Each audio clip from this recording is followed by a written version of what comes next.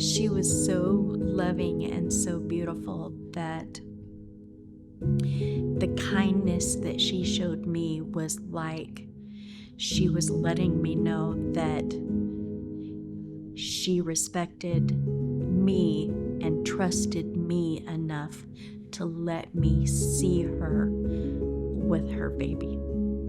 And it was absolutely beautiful.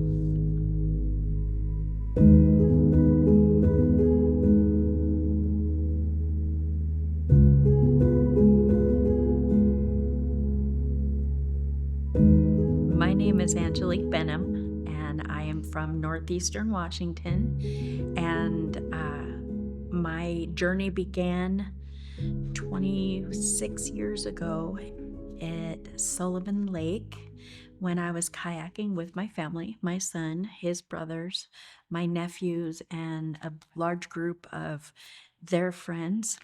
And I was kayaking along the shore of Sullivan Lake and came probably within 8 feet of a large male Sasquatch that at the time I didn't know was a Sasquatch. I thought it was a very large, hairy, naked man. And and I didn't realize that he was a Sasquatch. And he followed me most of the day by paralleling me while I was on the water. He went up on Hall Mountain, across the bald knob up Hall Mountain, and paralleled me the whole day.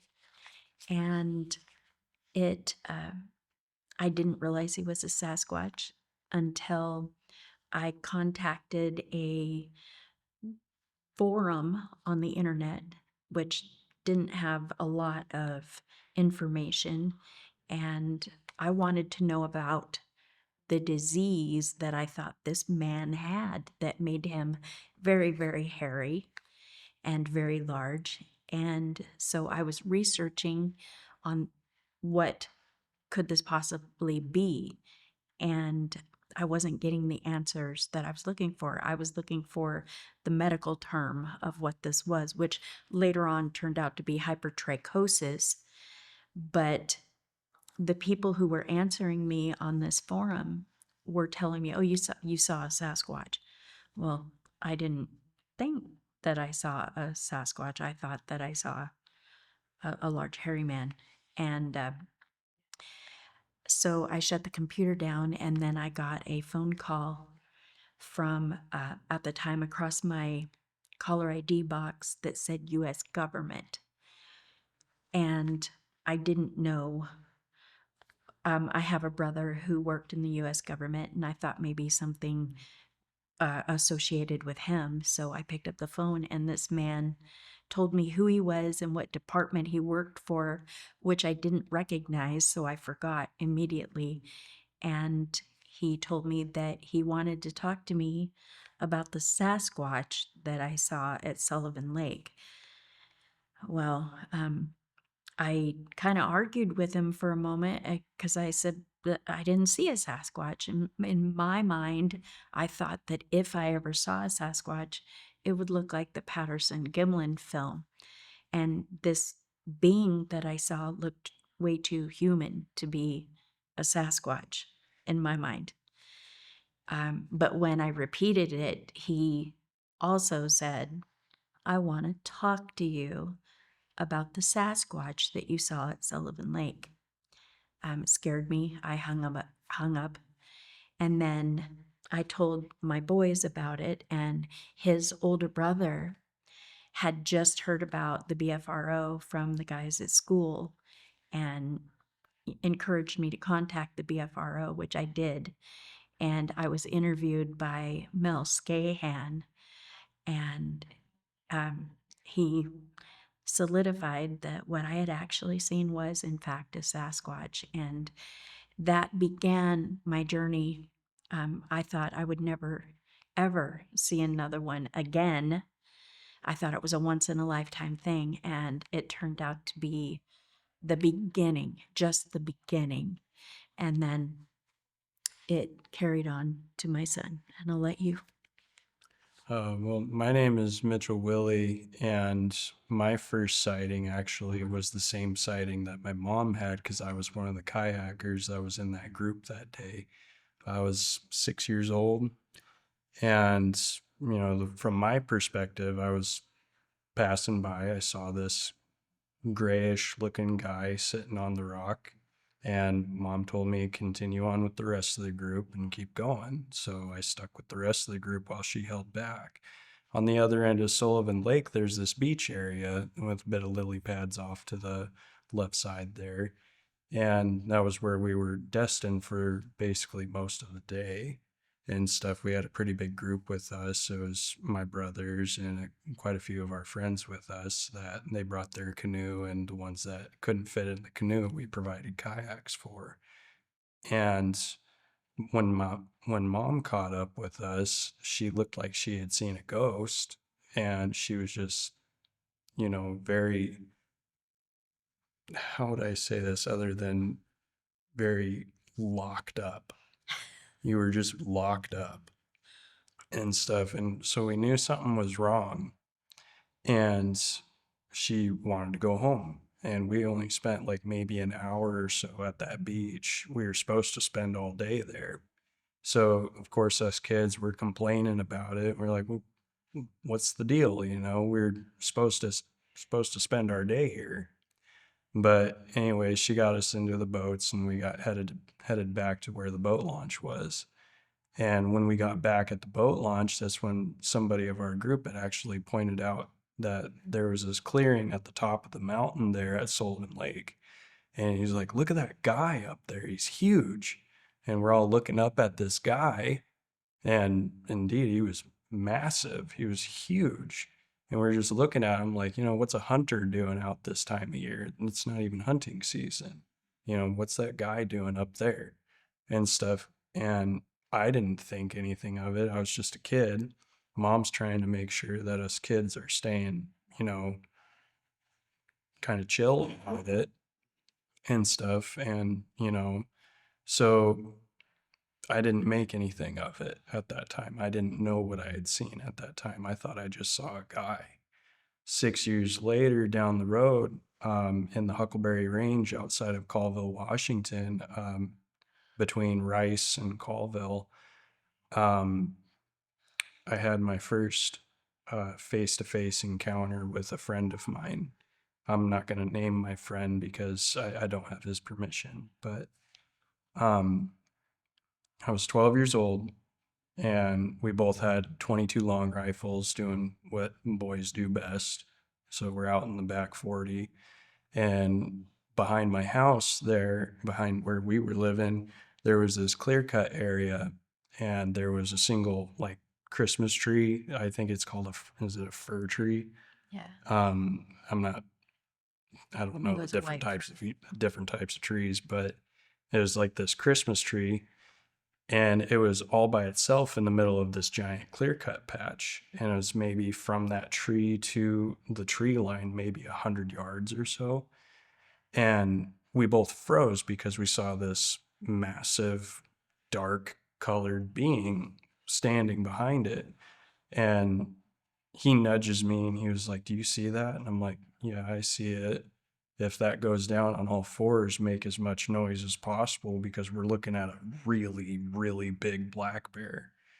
And it did something different and something that I know that a black bear can't do. It stepped to the side without shifting its direction. It just stepped into where it was just out of view from us behind the tree. Off to the left side of the road there was two different slash piles. And, you know, as a kid who's watched Saving Private Ryan, 100 times before this incident and stuff, I'm thinking, oh, let's get tactical about this and stuff. So I told my friend, I was like, go ahead and go up to the next slash pile. I'll stay at this one and cover you so that we can get two different angles on this tree right here. He gets up to the next one, and it was maybe about like 10, 15 minutes that had gone by, and we're looking at this tree, and motion to him, like, do you see anything? And he's like, no, I don't see anything. I'm like, okay, so let's push up. And so we start pushing up to this tree, and he comes out on the other side. I come out on this side. We're both looking at each other directly, and there's nothing there. The only thing that was there was this pile of logs, that big around, about that deep, still steaming. And I'm looking at it and I'm like, that is not a bear. That's not a bear. And he agreed with me and he was like, we need to go home. So we're both pretty shooken up after that. And that's what started me on my investigation. So I'm 33 years old now, this 21 years of research now that I've done. But I was born and raised in Colville, Washington, and I since have moved my research to the northern panhandle of Idaho. What clicked with me was that I didn't really believe that they existed. And because I was expecting that if they were real, that it was going to look like the Patterson Gimlin. And now suddenly here I am looking at a man, and he wasn't even an ugly, he was a good looking man. When Mel talked to me about it, Mel Scahan talked to me about it, and he said, look, they vary like we do. You could be blonde, blue-eyed, red-haired, brown, dark skinned, light skinned. And I thought, well, wow, I was really honored to have had that once in a lifetime experience. It was not too long after that that it seemed to be that they were coming back. We were having more and more encounters where you would not even be thinking about it. You would be thinking about, well, what am I going to make for dinner tonight? Or just zoning out on life. And then all of a sudden there'd be one walking across a field, and the carload of people I'd be with would have all seen it. Or here I was pulling into my driveway one night, and I'm with my ex-husband, and we see a tree peeker, and then it was always with other people. So it wasn't like, and trust me, I questioned my own sanity at first until everybody around me was going, I don't know what it is, but we're seeing them too. And so it became more and more like, um, I'm in a situation now where they're around a lot more than what I realized at first. And it starts off with your first feelings are, oh my gosh, they do exist, to this must be an ape. And then this isn't an ape, this is a person. And then finally you start going, this is a person with abilities that we don't have, or we used to have, but we long forgot. So it kind of progresses until pretty soon you go from, oh my gosh, they exist, to, wow, wow. Why am I the only one that's, why are so few of us seeing them? Why aren't your average person, why aren't they seeing them? And then you start paying attention and listening and going, maybe they're not ready yet. And when they're ready, it'll happen. And when it does, I think there's going to be a shift. Of course, I had the desire to see him again and stuff. I saw something I couldn't explain. Well, everybody wants to get a closer look at what they can't explain so that they can explain it. The problem is that no matter where I went, I couldn't get a straight answer out of anybody. I was raised in Colville, both on and off the reservation. It's two different perspectives on this side of the river, and there's two different perspectives on this side of the river, and nobody's getting along. This person believes that they're alien. This person believes that they're a bad omen. This person believes that they're a deity of some sort. This person believes that they're monkey. I mean, no matter who I talked to, they all had their own opinion on it. And so I became, I guess, obsessed as a child. My brothers called me obsessed all the time, trying to trying to figure out what it is that I saw.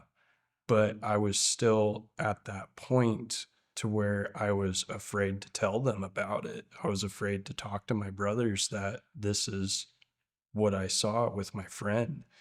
And I couldn't explain it. And, growing up with the brothers that I had and stuff, I'm the youngest, here come the boxing gloves, we're going to beat some sense into you, boy. You know, I love my brothers to death. I love them to death. But how was I going to explain what I couldn't to them without causing some sort of ruckus about it? So I dove into the research online. I was asking questions left and right on and off the reservation. And I quickly came to the conclusion that the only way that I was going to get the answers that I needed is if I go out and I look myself and find the answers that I needed myself. What did start that process of research was I had fairly large hobby ranch out North Idaho. I had 77 acres of lakefront property that was completely secluded.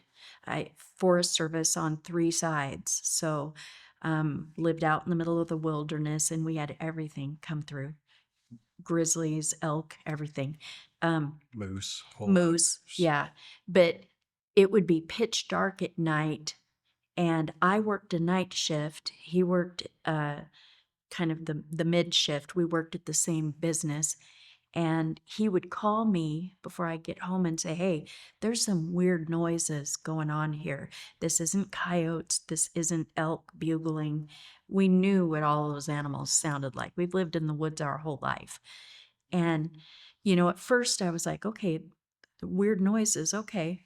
And I would get home and I slept with my window wide open, and he'd be asleep, and all of a sudden out in the woods I'd hear this, Blood curdling oh, scream. you that can't even copy it. It was so horrific, but at the same time it was so baritone and deep that it wasn't a normal noise like an elk bugle or a moose bellow.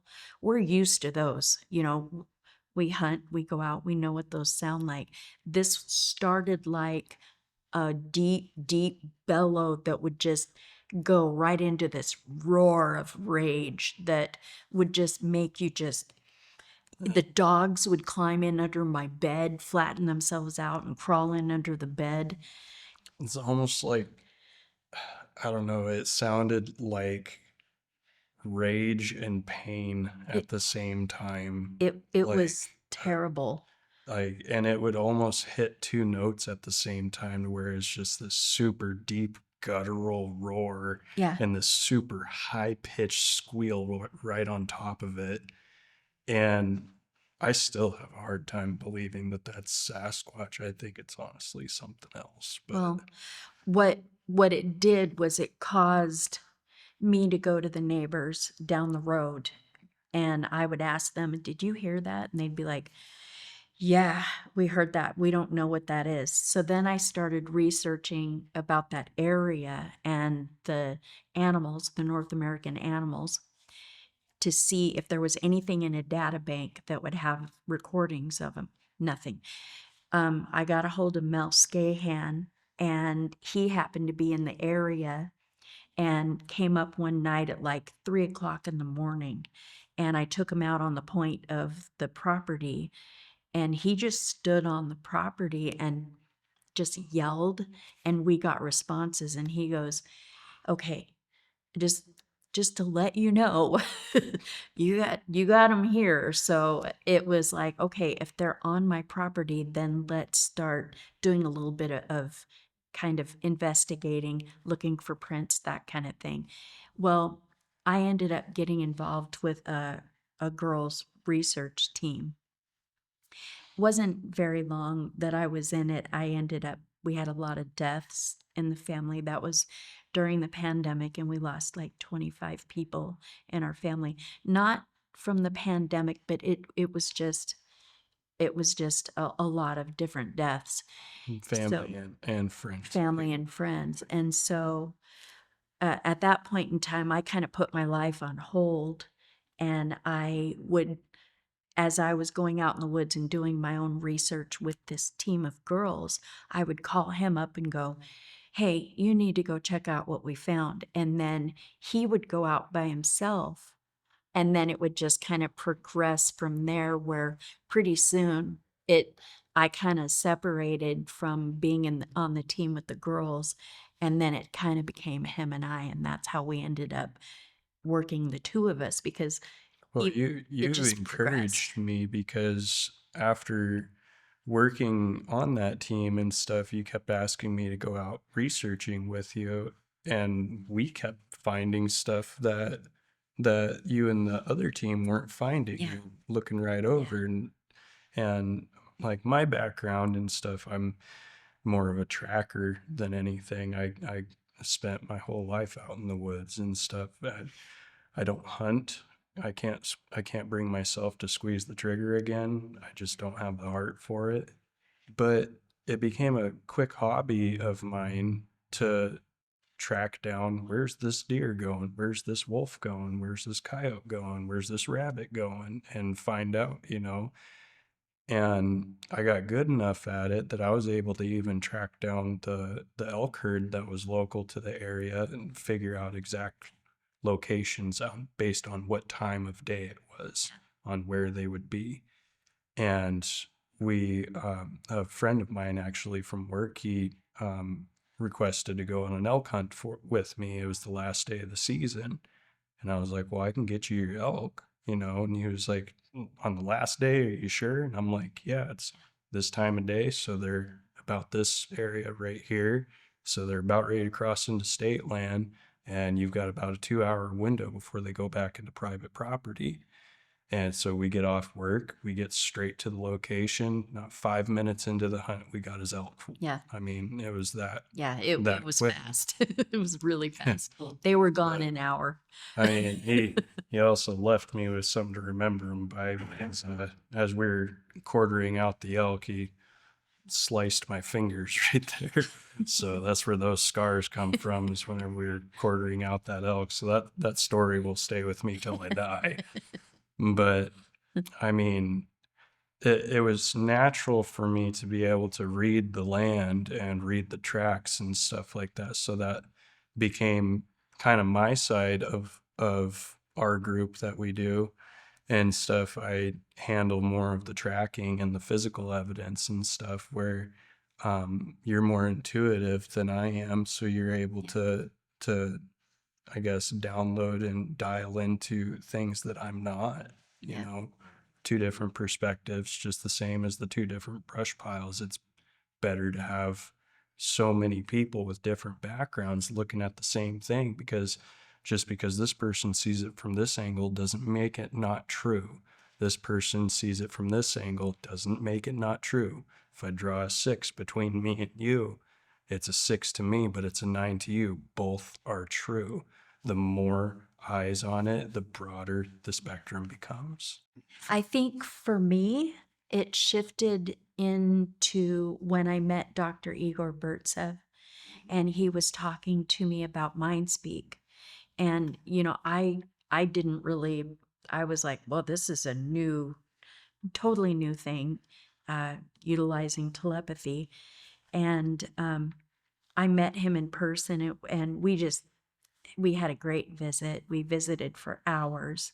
And he told me, he said, the next time you go out in the woods, I want you to put it out there with your mind. If there's anybody here, I would like to have an encounter with you, put it out there. And he said, if they will respond. And I went, okay. So I was so excited to try it. And I went up in the woods with my ex-husband, and we were up above Priest Lake, and in my naivety, I was like, if there's anybody here, will you show yourself to me? And I was expecting one to like walk out and go, here I am, you know, ta-da.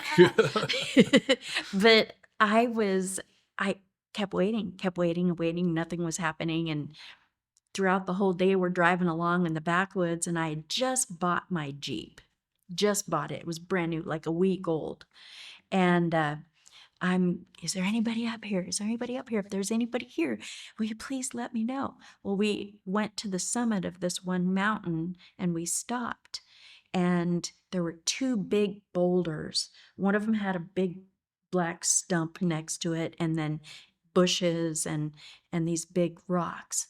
And we both jumped up on the rocks, and we were taking pictures of the vista point. And he was still up there, and I jumped down and I went around behind him and I took a picture of him because I thought it would be funny to take a picture of him taking a picture. And then I got back in my Jeep and I'm going, if there's anybody here, will you please, nothing's happening. And I'm sitting in my Jeep, and he goes around, he gets in the Jeep, and I'm still thinking one's going to jump out. And all of a sudden, whack, my windshield cracked. There was a rock like that hit the windshield right in front of my face. And I thought, did a bird did a bird drop that? And I'm I'm still in that mindset. Oh, it couldn't have been a Sasquatch. It was a bird. Birds drop rocks all the time. So here I was thinking that way. And my ex-husband was like, I don't know who dropped that. We're in the middle of a big, wide open space. There's no trees above us. There's no squirrels to drop anything, no birds. Rock lands on the windshield and shatters my windshield. Not only that, but Jeep windows are straight up and down. This one hit sideways. It didn't come from out of the sky. So he goes, I don't like this. We're leaving. So we pulled out and we left. And I'm still going, if there's anybody here, will you please? Nothing. We get down the road from where we came from, and there's a tree across the road. And it wasn't a big tree, but it was the upper part of a tree. And he goes, well, that's kind of weird. That wasn't there before. And I went, well, trees fall in the forest all the time. So I went to get out of the Jeep to go move you know, rule of the ranch. Whoever's driving gets to drive the passenger has to open the gate. So I get out of the Jeep to move the tree out of the way. And he grabs me and yanks me back in and says, you don't know what's on the other side of those bushes. And I'm like, yeah, that's true. But if it's a bear, it's going to run away, whatever. I'm not afraid. I'm like, I'll move the tree. Don't worry about it. So I get out and I move the tree. We leave. And I'm still, I must have irritated the daylights out of him because the whole day I'm going, will you show me that you're here? I get home and I start going through my camera and I'm scrolling and I find those pictures.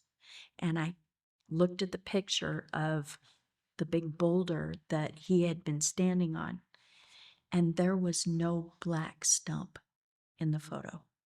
None. I had taken a picture of him standing next to this big black stump while he was on the rock. He could have reached out with his hand and put his hand on that stump. There was no black stump in that photo. None. There was a big boulder, no big black stump, and a crack in my windshield. I even remember asking him about it because you told me about it whenever you got back home, and I asked him about it, and he refused to talk about Yeah, it. he refused. He just refused to talk. Like, he didn't even give me a reason. He's just like, I'm not talking about this. And I'm like, yeah, okay, I guess. So that began realizing that they have abilities that we either don't utilize or we've forgotten, it's time to remember.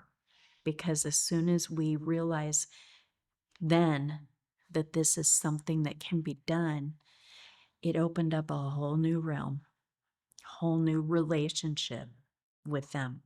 We had this one location that was shut down actually because we later found out that it was private property. Just about everything in our area is being bought up right now, so it's all turned into private property pretty quick.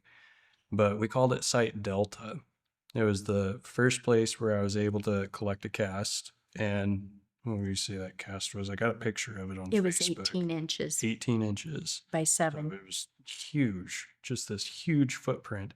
And it was perfect too. I mean, I even have a video of it on YouTube and Facebook where it shows this stick that was sticking out of the heel that was stuck in the ground, but it had to be stepped on to lift it up and out of the ground. So it left this trench behind and it was impressed into the track.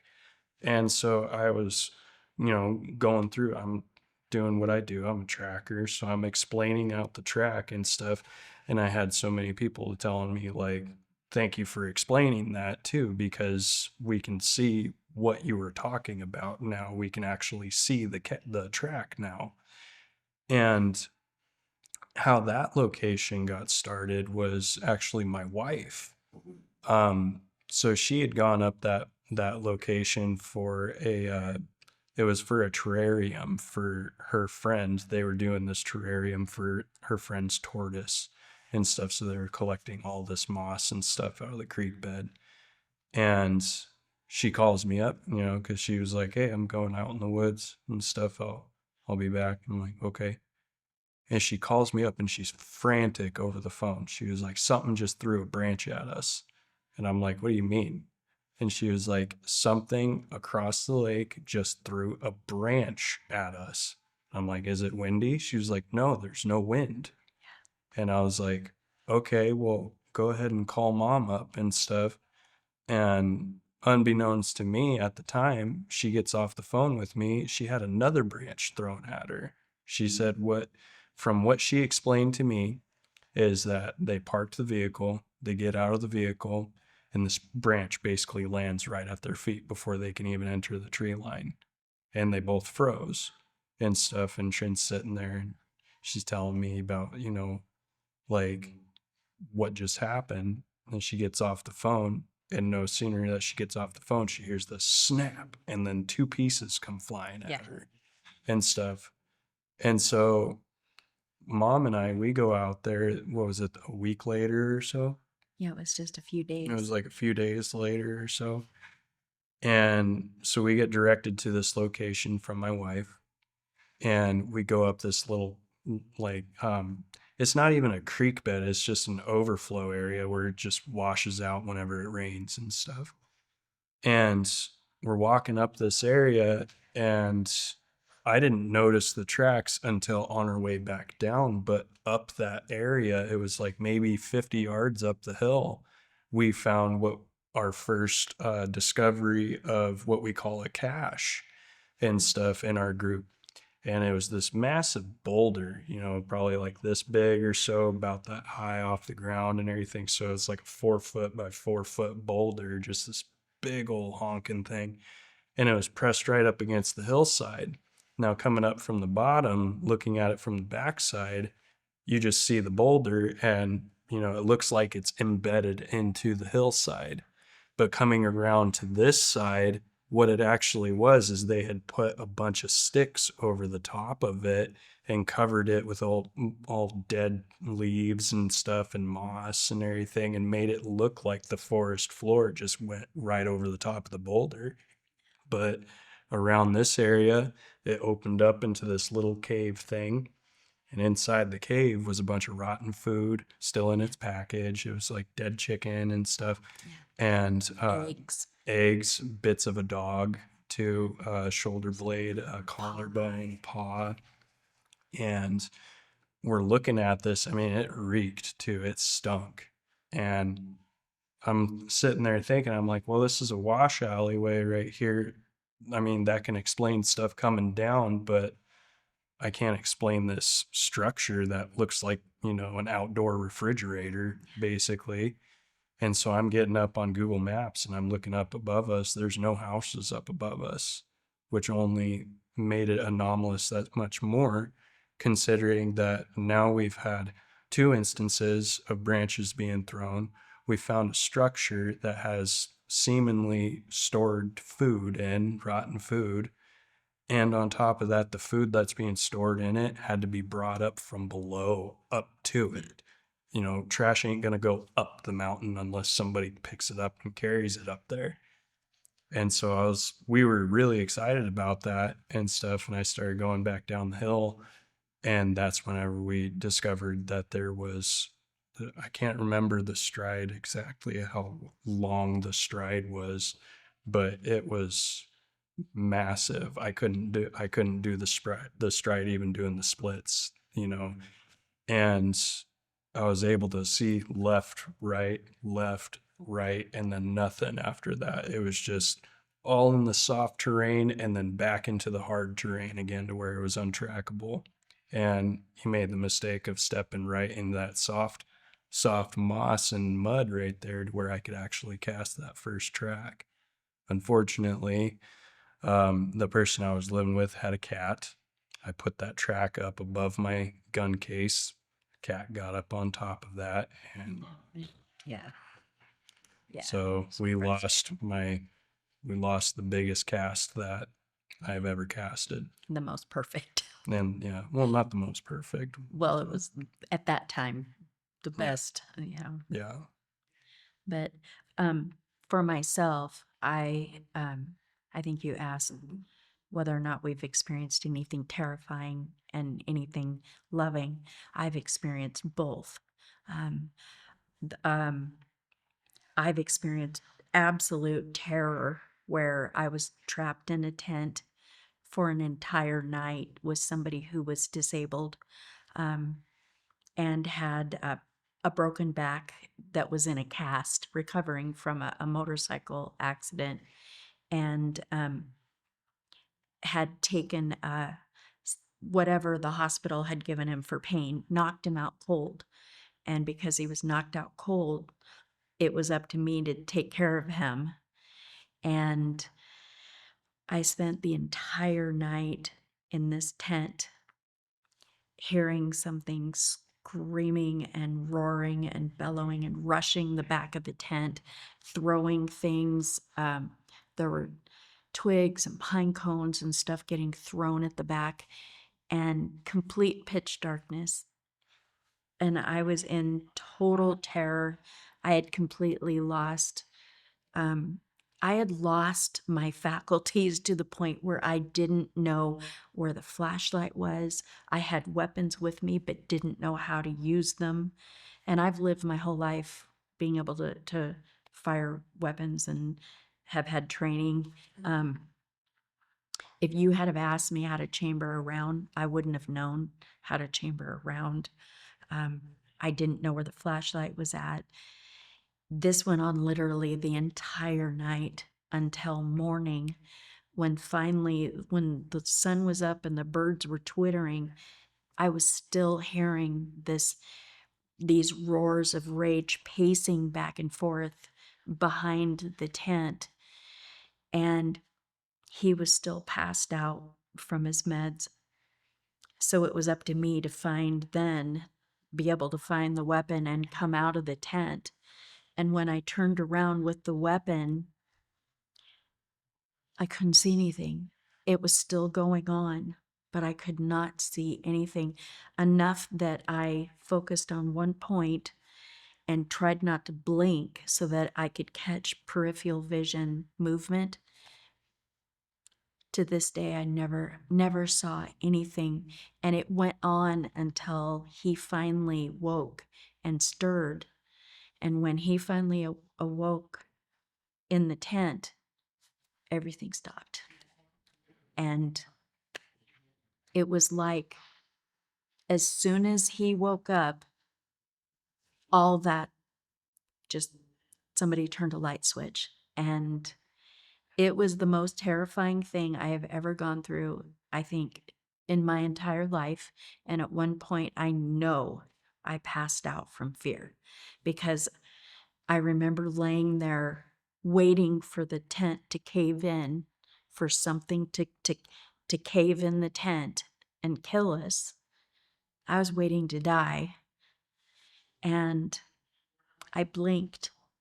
And when I opened my eyes, it was daybreak and the sun was shining. So I know I passed out. That was the most terrifying night of my life. As a polar opposite, one of the most beautiful times that I've ever had was being up in the wilderness with a mother Sasquatch and her 2 children. And she allowed me to see her baby. And I'm not gonna cry, not gonna cry. She was so loving and so beautiful that the kindness that she showed me was like she was letting me know that she respected me and trusted me enough to let me see her with her baby. And it was absolutely beautiful. Wow. It was profound and it was beautiful, and she was cooing and singing a lullaby while she was nursing her infant. And I will go to my grave knowing that that was probably the most beautiful, loving thing I've ever really witnessed. And I think you explained that perfectly. Mother to mother connection. That's exactly what it was. And honest to God, I think we've had more loving interactions than we ever have fearful. I mean, fearful we can count on one hand. Loving, Once. I mean, I can't number the amount of loving encounters that we've had actually, because I mean, at my house, a place that we called Site Hotel, um, we started getting gifts. We started getting glyphs, hundreds that I've documented so far. Um, I've got hundreds of gifts. I only brought a portion of them here to present today. But I mean, and every single one of them personal, directly personal to you in such a way that only you yourself would recognize too.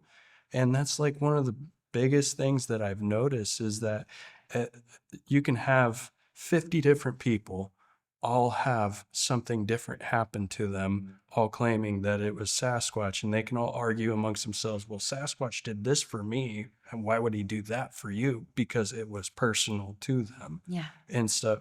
And that's the biggest, that is the biggest reoccurrence, is the differences and how personal it is to the individual and their life and stuff.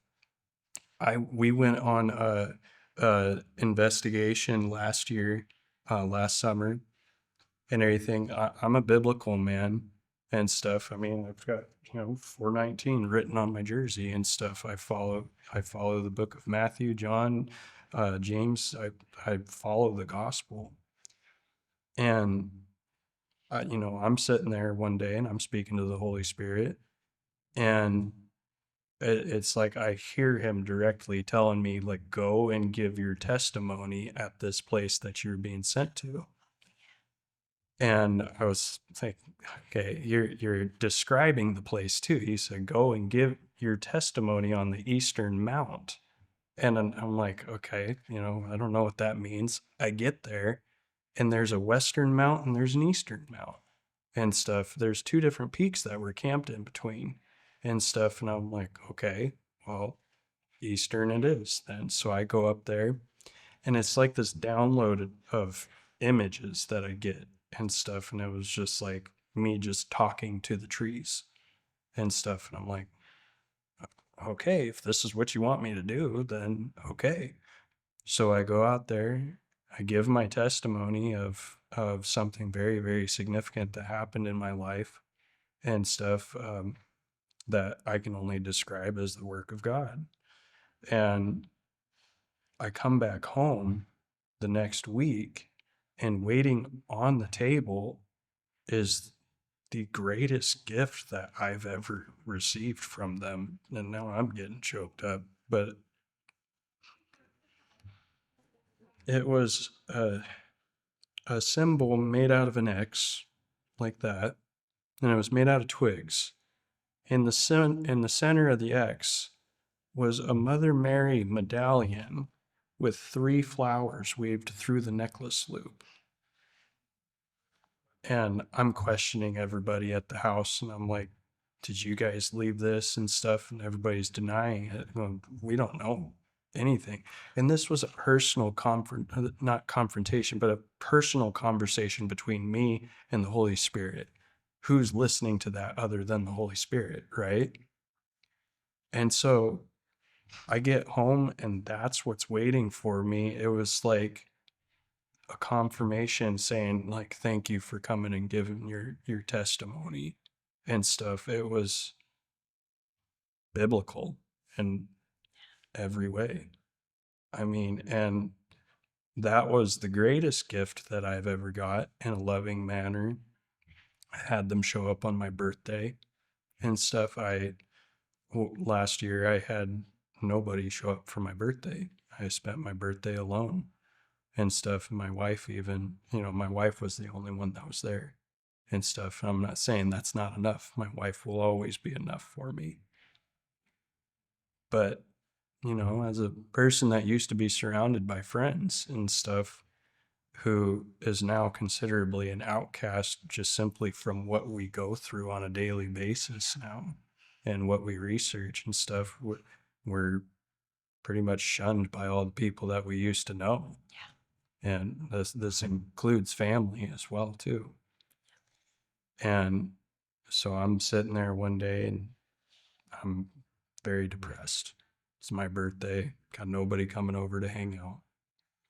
And I show back up at home after work, and there on the table is a whole mess of gifts for me. And one of them is an agate. It's like a coffee colored agate with a pink center to it, a hot pink center. And you hit that with an infrared light or a black light, and it glows too. I have that rock with me today too. And it's like, I could honestly talk all day about the loving encounters that we've had with them considerably. And I can only give you 5-10 minutes of my time for the terrible experiences that we've had, because I mean, like a big thing that I've come across too and stuff is like where, questioning everybody on the reservation and stuff, you get 2 different answers. Oh, well, they're a bad omen, or, oh, well, they're a guardian and stuff. They're a protector and everything. So it's like if somebody's coming up to you telling you like, oh, they're a bad omen and stuff, and then I'm kind of questioning in my head, well, what did you do to make them mad, Because, I mean, everything that I've experienced with them, if they've ever acted in a violent or aggressive manner towards me, then it was always based on, like, am I trespassing? Am I doing something that could be offensive to them?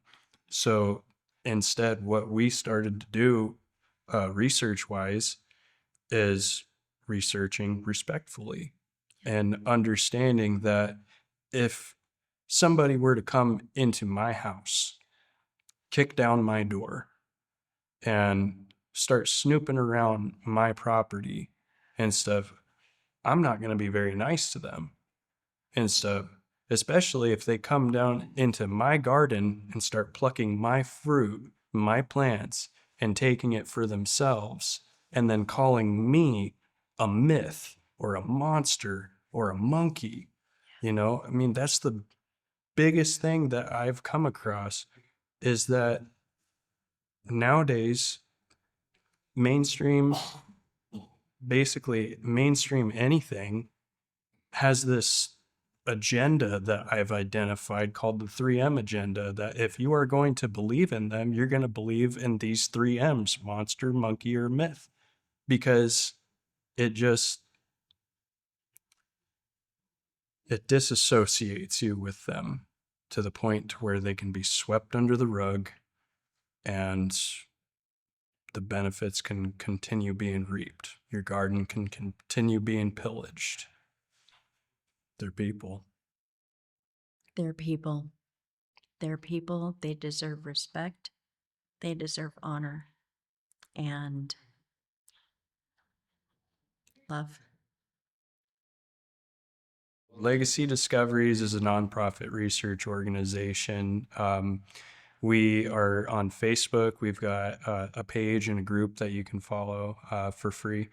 And we've got also a YouTube channel, which I host directly and stuff. And there's where you can find everything that we've documented, from Site Hotel, from Alpha Bravo Charlie Delta, all the way up to Juliet and stuff, to where you can see everything that we've discovered out in the field: huts, stick structures, glyphs and stuff. We highly study the stick language and stuff, gift exchange, how to do it properly in a respectful way. And you also hear a bit of preaching from me too, and stuff. That's something I also like to do, is I like to minister as well. But everything you can subscribe to for free, and we don't plan on going anywhere anytime soon. So, And we've got, of course, our personal Facebook pages. You can reach Mitchell Willey on his. Reach mine, Angelique Benham.